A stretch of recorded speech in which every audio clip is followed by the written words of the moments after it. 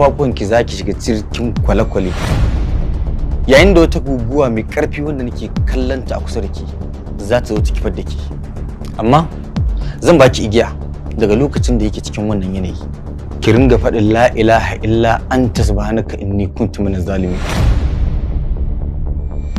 Mai so baya duban iza in ba shi zai yi ba, iza ba ta sanya biyayya in ba su Malam Sale, Tanimu, ina kuma za ku bi shi bayan cewa ya shi ya ajiye aiki?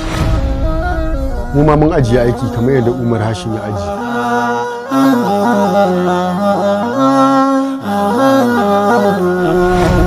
To idan sun bar aikin sai me? Ai mu ne masu rinjaye. Kuma muna tare da Hajiya mai izza.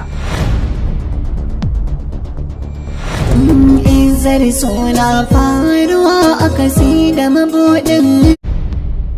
Haka kuma wannan doka take a cikin duk wata doka da kowane kamfani ko kuma wata hukuma ta kafa.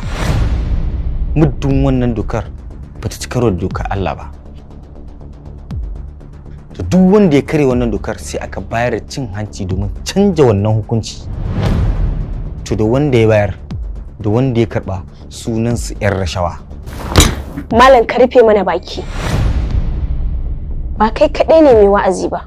Muna sauraron malamai da yawa masu wa'azi a gidan rediyo da kuma akwatin talabijin. Kuma ina so in gaya maka wallahi yau kwanan ka ya ƙare a cikin wannan ma'aikatar. Ko ka so sai ka bar wannan kujera. Wannan takardar bari na aiki ce a wannan ma'aikatar.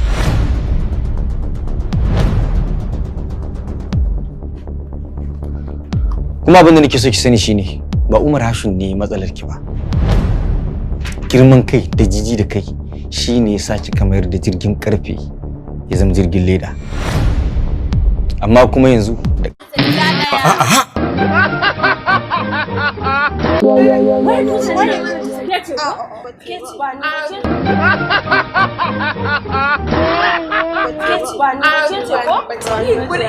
shi kenan duk wanda bai tusan duk wanda ya tusan ne in dai bai kukan dan akuya ba to bala'in duniya da fara a kansa.